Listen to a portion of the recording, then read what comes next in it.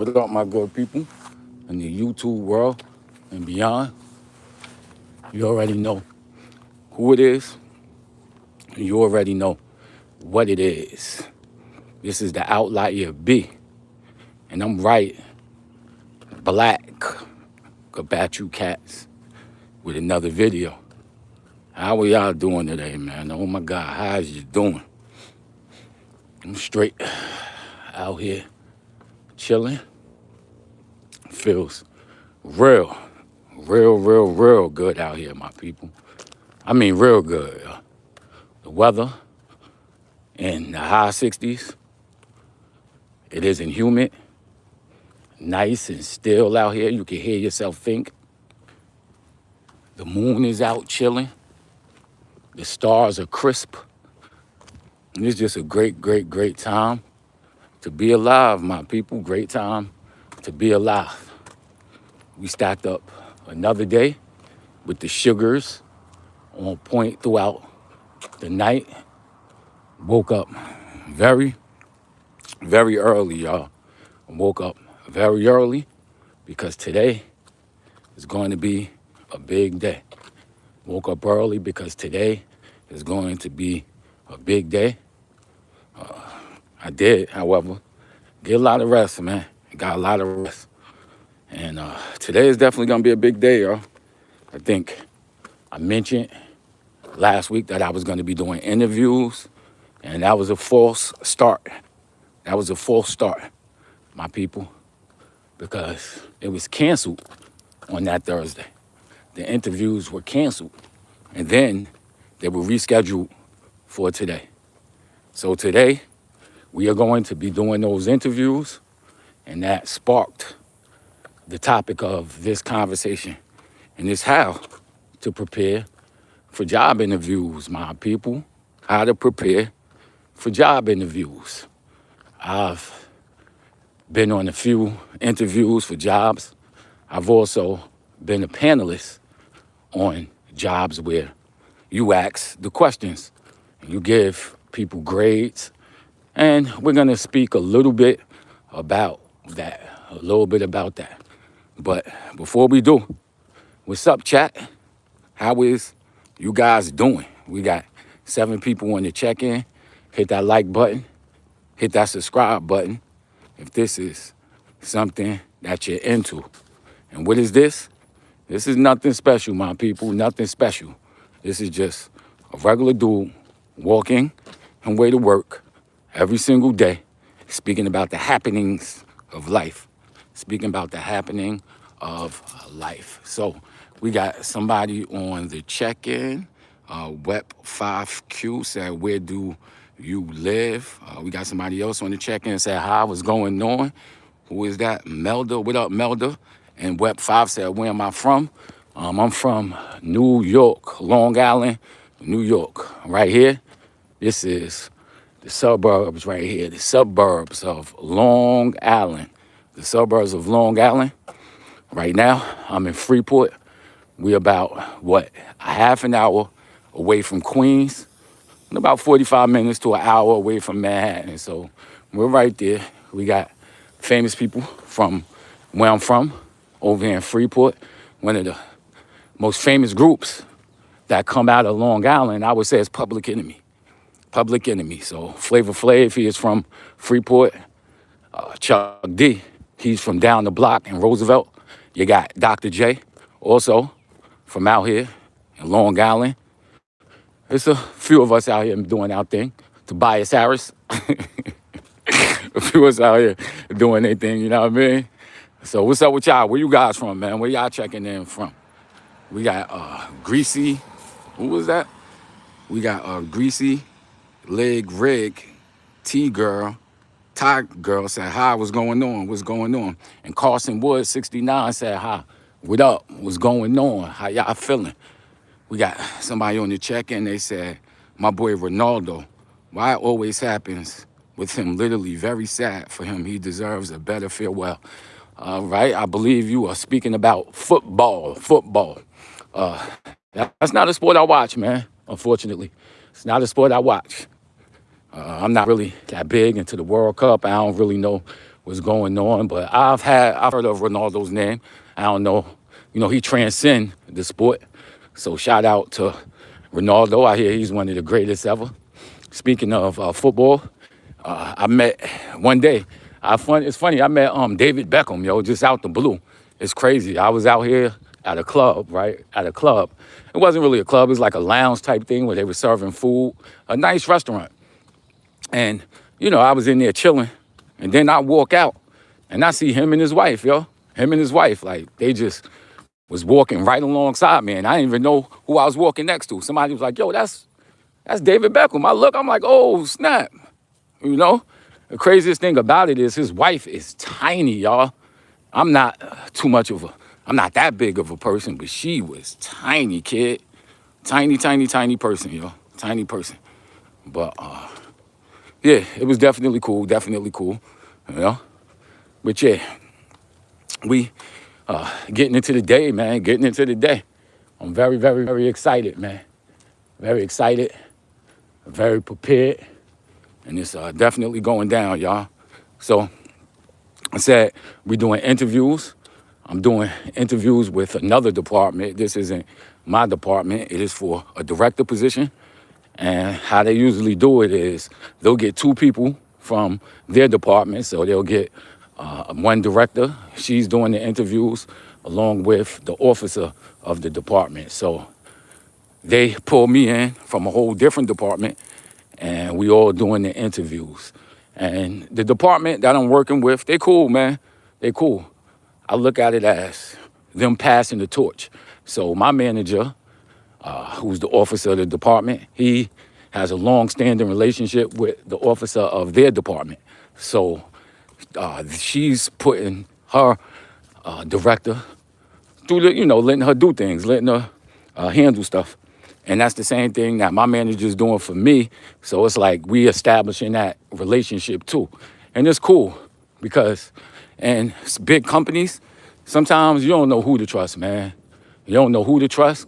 But when you come up with some people, both us, me and this person who's doing the interviews, both of us started off as analysts. Both of us started off as analysts, and we're at the position that we at now, but we saw each other grow.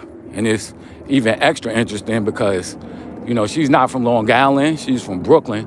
However, she lives on Long Island now. And like I said, we're around the same age group. And I got accepted to St. John's. She went to St. John's, and it's wild because a couple of the people that I work with now, we'd have been all in college together. And they went to St. John's. I went to Hofstra University. And I'm sure if they got accepted to St. John's, they also most likely got accepted to Hofstra too. But them being one from Brooklyn, the other one that I work with is from Queens. So I'm sure they just stayed in the city. Me, being from Long Island, I just stayed on Long Island, man, represented Hofstra. It was either Hofstra or Stony Brook. Those were the two colleges I was looking at. I applied for Syracuse. I got into Syracuse. I also applied for St. John's. I got into St. John's, got into all those schools. So it was cool. I just chose Hofstra because I grew up in Hempstead, and Hofstra was right down the block from my grandmother's crib. Also, growing up, I used to go to college camps out there, camps out there. But I'm getting far away from what we wanted to talk about, and that's interviews. And this is something that if you want to advance in the job market, you're going to have to do, unfortunately. You're going to have to do some job interviews, my people. You're going to have to do some job interviews. And I know it could be inducing to some people, meaning that it could be anxiety. People can get anxiety when it comes to interviewing. And just from all the people I see in different stages of their career, one of the main things they worry about are the job interviews, man. And the first tip I want to give you is to demystify it, my people. You got to demystify it, man. You got to break it down to its most simplest form. Break it down to its most simplest form. And what is a job interview really? Like when you break it down, what is it? It's nothing but four individuals having a conversation. Four individuals having a conversation. That's all it is. It's just 4 people having a conversation. The way my company do it, you get 3 interviewers, that's the panel, and they interview the person that's attempting to go for the job. So to its simplest, most basic form, it's nothing but 3 people, 4 people having a conversation. These people are human. They breathe the same air as you. A lot of times, they are you, son. Like, you got to think about it like this. A lot of times, these people are you, just at different phases. So when I interviewed for my job, I was interviewing with other directors and officers. And ironically, now I'm a director, and I'm doing the interviews. So these are you. These are just you. You ain't scared of yourself. So don't go in there being afraid of them. Don't go in there being afraid of them. So I think that by itself will take you a long way. And I know it's simple for someone to say, just do this or do that, but it definitely takes practice. And in general, even outside of job interviews, man, every single interaction in this world is just you and another individual. Just you and another individual. When, you look at it like that, it'll take away a lot of anxiety. So that's number 1. Number 2, I would say, is to prepare. You gotta prepare. When I was getting into the job market, we had books.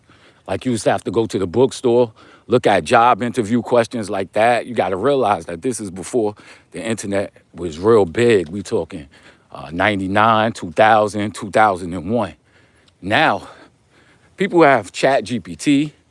You have the internet. You have endless resources on how to prepare for these tests. And in job interviews, unless it's like a highly technical job, they're not really going to get too specific about the actual work. So what you want to do is prepare yourself, my people. Go over a bunch of questions. Practice answering them. I wouldn't say remember a script. I would not say remember a script, because you may get questions that they don't ask. And if you're trying to just go by a script, then it's a wrap for you. So I would say have general categories in your head and general ways of answering those types of questions. So you want to put questions in certain types of categories, and you want to be able to answer just the general guideline, the outline of that question, and just tailor it to the actual question that they're gonna ask you. So we got some people on the check-in. Somebody said, okay, let me see. We got somebody in the check-in. Cherry May said, yo, what's up, Cherry May? What's going on, Cherry? How you doing? Cherry May said, I have a question, but I can be uncomfortable. Can I ask it? Yeah, you can ask your question, Cherry May. You could definitely ask your question. Yeah. So again, practice, man. Practice. Get a whole bunch of different types of questions and just go over your head exactly what they are trying to get to. You want to have those different types of categories, like, are they talking about performance? Are they talking about this? Are they talking about that? And just have a general essence in your head of how you want to answer these types of questions. And that will most definitely go far. Being on panels and looking at the types of questions that I see online, they get very close. And if you got a game plan going into it, you good. A game plan going into it, you should be good. So we got Cherry May on the check-in. He or she asks, what do you think about the KKK? What do I think about the KKK? All right, I'll tell you about that, but let me finish this up real quick, because it ain't gonna be too much longer. All right, so I say exactly, you want to prepare. And then also, you don't want to put so much pressure on one thing, man. You don't want to put so much pressure. You got to tell yourself, if this, especially your first interview, that, okay, I'm young, it's going to be way more of these. Way more of these. So you can't put so much pressure on one event. And I remember things that happened to me in my 20s. As a 46-year-old man, I cannot look back on those things and say, oh, that was like a major forming force in my life. A lot of that's day-to-day stuff, done forgot about them, man. Done forgot about them, and it really ain't mean that much just because I didn't have that many experiences at that time. That stuff meant something. But as you live and get into more things and progress, you see a lot of the stuff that happened in your 20s, they're not even benchmarks in your life. They're gonna be long and forgotten, you know what I mean? It's just transitional days. So if you're going on a job interview and it's your first job interview, just keep in mind that you always gonna have more. So you won't put too much pressure on just that one interview. You may want it, you may feel rejected. If you don't get it, you may feel that somebody else is more intelligent than you. But nah, don't look like it, man. Don't look at it like that, you know? Don't look at it. That person is just a better fit for the position also. And a lot of these corporations, it's gonna be very, very, very hard to get certain positions, you know? Because certain positions, they already filled out before the job application even goes out. So companies usually know it. Again, I've been on panels and I've seen some people do so well. Some people do so well that another job may come up and they just remember you. And then they'll give you a call back and say, well, maybe you didn't get this position, but we want you in our company. And I've definitely seen that. So again, don't put too much emphasis on just that one event because there's gonna be more, you know? And always keep in mind, the more you do, the better you get at it. The more you do, the better you get at it, my people, you know? So we got other people want to check in. Somebody said, happy Wednesday, my boy. Daniel, what's going on? Daniel, how you feeling, my brother? Happy Wednesday to you, too. Cherry May said, I love your streams. By the way, I'm trying to see your streams, but I can't find them. So if you see me, that's good. All right, good. Thank you. I definitely appreciate you, Cherry. Definitely appreciate you, man. We got Goody. Orangutan said, spooky to walk around at night, especially the 8-legged Chinese man is on and about at night. What you talk about, man? Somebody asked me what up from Oakland. What's good, my people in Oakland? Never been to Oakland. Oh my God, I was just telling people that I want to go to Oakland, son. My next spot gonna be Bmore from, I'm in New York, but I definitely needs to go to Oakland. Straight up need to go to Oakland. I hear so much about Oakland, man. I hear so much about Oakland. I got to go out there and see it for myself. Go out there and experience it for myself. So Cherry asked me how I feel about the KKK. How I feel about the KKK. Listen, y'all know I don't represent violence. That is not my style. That is not my way. And, you take out the violence, you take out the hate speech, as long as it doesn't get systemic, meaning if you are a KKK member or any militant group, let's say you part of, a black group that acts like that. If you're in power, son, you cannot allow that to influence your decisions because it becomes systemic. Then it becomes systemic. So let's say I'm looking at a company, right? Let's say I got a company and, the chairman or whoever does the hiring, they went to Duke, right? Let's say they went to Duke. Now, let's say I believe that, people who look like me are superior to other people. And you get other people who went to schools like Cornell, schools like Yale, these type of schools, and they apply for the position. And they also apply for the position with somebody, let's say, from Howard, who is equally intelligent, who has the same types of credentials. If I believe that one person is superior based off of race, and now I'm going into that situation and hiring these people because they look like me, or I feel like, my skin complexion makes me a better person, then that's when I start having issues with things. It's the same thing with police officers. One thing that I experience at my job is sometimes, I will wear a hoodie. In the winter times, I'll wear a hoodie. Now, you got some of these other kids from different departments, they may also wear a hoodie. But when I wear a hoodie, it's giving people, the image of people in Brooklyn, people in Harlem, people in the Bronx that walk around in hoodies and rob people. And now you associate me with that based off of my skin complexion. And now Letters are being written about dress codes. Meanwhile, other people who don't look like me, don't look as threatening as me, do the same thing, and nothing happens. So on that level, I'm against it. But just the thought of you believing or having, having pride in where your people are from, I absolutely find nothing wrong with that. I absolutely find nothing wrong with that. Speaking of European history, I think European history is wonderful. Also think Chinese history is wonderful. I think African history is wonderful. I believe that everybody contributes something. I wouldn't put one race above any other race, you feel me? And then on the scientific level, just grouping people by skin complexion is kind of foolish, man. It's kind of foolish. But I don't want to get too preachy here. I'll let it go. So we got somebody else on the check-in. By the way, I'm grounded because I made my mom cry. Now I'm guilty. That's why I'm asking advice from you, not be guilty. Okay, I hear you, Cherry. What happened with you and your moms? Somebody in Bay Area said, beautiful here. It's a melting pot. Facts. I hear that about Oakland, man. I definitely hear that about Oakland. I want to go, man. One of my favorite baseball players used to play for Oakland. My boy, Ricky Henderson, man. Ricky Henderson from the 80s. One of the swaggiest players ever, man. That was my guy, Ricky, So I definitely want to go out there.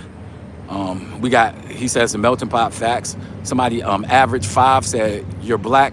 Yeah, I'm black. Cherry May said, I'm sad because we're poor. And I feel like everyone judged me and mom thinking we have no money. So they judge you based off of you being poor. How does that make you feel? Somebody said, I'm gay. How are you? Okay, Via. I'm good. How are you, my brother? How are you feeling? Cherry May said, I'ma say it when you stream again, because you in 7-Eleven. Oh, you know exactly. I'm about to get up out of here. You already know. So y'all already know. I'm at the 7-Eleven. I'm about to go in here, make me my tea, and then we headed over there to the train. Average 5 asked me, you're gay? Nah, brother. I'm not gay. I'm a straight man. But, nothing wrong with that. People live their life the way they live their life. You feel me? What you do in your bedroom don't make me feel no type of way. Somebody said, I'm feeling angry. I feel hot and irritable. Wow, what happened, Dylan? What happened to you, Dylan? What the people done did to you, man? Why you feeling like that? It's early, man. It ain't even 5 a.m. yet out here in New York. And you're feeling like this? Man? What is going on? All right. I'm going to take y'all with me today, man. Inside the 7-Eleven. So we get the extra large right here. You figure deals me. We got some green tea.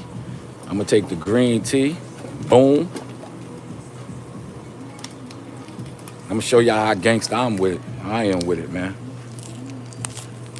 Why you feel hot, Dylan? What happened, brother? You feel hot, man. What they done did to you, man? Y'all leave Dylan alone. Boom. All right. So we got the tea. Bow. I'm a gangster with it. What's up, man? How you feeling? Ain't nothing, man. And then boom, I just throw hot water. No milk. No nothing. I thought the damn thing went up in there. I don't care, son. Somebody said, make that tea good, brother. I am, man. But I'm a gangster with it, so I don't need nothing. Boom. And that's it. No sugar, no nothing. We just throw the top on there. I don't even mix it. We just throw the top up with it. Somebody said you fatiguing the people. My bad, man. Too much movement. All right.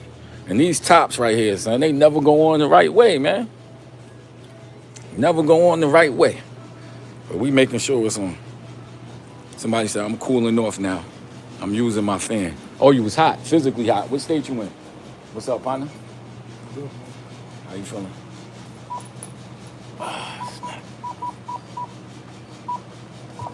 What you getting into today, man?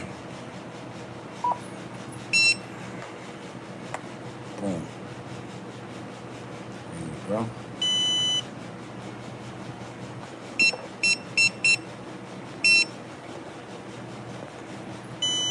thanks, man. See you mañana. All right, y'all. We up out the 7-Eleven. All right. Somebody said, no mix is crazy, brother. Nah, man, I don't mix nothing. You know? I don't mix nothing. It's just straight everything. I throw the tea bag up in there. I put the hot water up in there. And that's it. Just throw the top. That's all I need, man. No nothing. No nothing.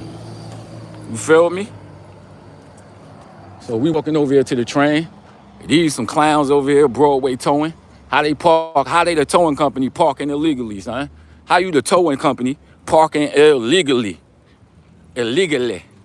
How you the towing company parking illegally, man? Come on, son. I'm about to tow the towers, yo.